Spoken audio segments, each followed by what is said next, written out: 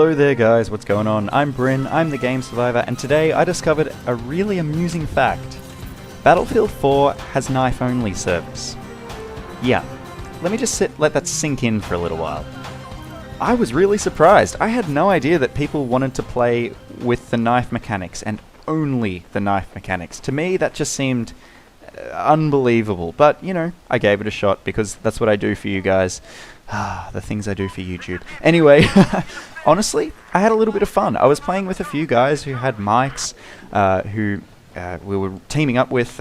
We felt like absolute ninjas when we were rolling the enemy team, but yeah, as you can see from the gameplay, the weird knifing mechanics combined with the goofy netcode makes for a pretty interesting and unpredictable experience.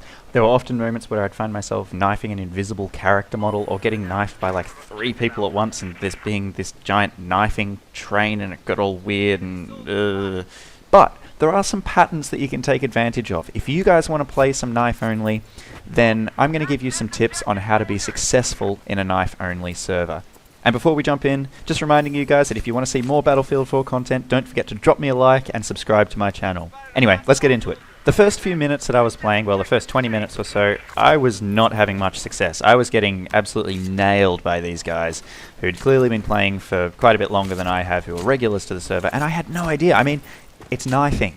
How hard can it be? You go up to someone, you press F. It's not that difficult. Well, turns out there's a little bit more to it than that. Now, first of all, I want to stress that this is the kind of game mode that you want to play with friends. I mean, you can lone wolf it, but I would really recommend teaming up with some friends or finding a server where there's some other guys with some mics, guys or girls, sorry, with some mics, so that you can team up with them and really coordinate your attacks, because sticking together in a group is absolutely vital to this game mode. Often there'll be these massive scrums of 4 or 5 people from both teams just going at it with knives, and you really want someone to watch your back so that if you start getting knifed, they can jump in really quickly, knife the person who's knifing you, and save your life, obviously. So really, sticking together with your team if you're lone wolfing, or getting a team together of your own with your friends or from other pub players is absolutely crucial. I really recommend that. I really recommend playing this game mode with a mic as well. I think that's quite important. I mean, you can lone wolf it if you want, but you're probably not going to have quite as much success as you would if you were playing with friends.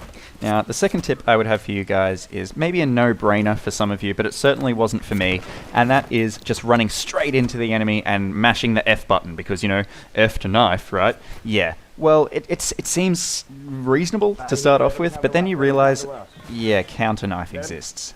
Huh. Yeah, that kind of sucks. All you're doing by running into the enemy is just giving them free kills, and you don't want to do that. That lends down the team, it messes up your KD ratio if you're into that, and you know, no one enjoys being dead, so you want to stay alive for as long as possible to get as many kills as possible. So, rule number 1 is don't run straight at the enemy. Don't ever give them an opportunity to counter-knife you. You want to position yourself so that you're flanking them, so that you're coming in from behind them, any mode of attack except for running straight at them. Now, sometimes, obviously, that's not possible. Sometimes you do have to run straight into them. Now, if that's the case, and you do run straight at them, the enemy isn't, 9 times out of 10, unless they're a complete noob like I was, they're not going to initiate the knifing first. They're going to wait for you to knife them so that they can get the counter knife off, because the counter knife's unstoppable. That's a guaranteed free kill for them if they get the timing right, which 9 times out of 10, as I said, they will. Now, there is a way to avoid this. Because they're going to wait for you to knife them, you can actually, you've got a couple of milliseconds leeway to run beside them. You can quickly spin around and then knife them in the side, and they can't counter knife that, which means that's a free kill for you. That pays off almost every time. I was going something like 14-2, 15-3 sometimes. I think I went like 24 or something, I don't know, in one game. You know, I was getting, that may not seem like a lot, but for a knife-only server, you know, that's pretty good. So, you know, I was topping the leaderboard using this tactic alone. So, yeah, that's really rule number 1 for you guys. Don't run straight at the enemy, and if you do have to employ that tactic, you'll get a lot more kills, and the enemy won't see it coming. Now, as you can see from the gameplay here, I'm actually playing Domination knife only. I also got a chance to play some Rush knife only as well, but didn't get a chance to record that. Now, playing the objective in a knife-only server may seem like kind of an oxymoron to you guys, but it's a lot more simple than you might think. It's as simple as sticking with your team.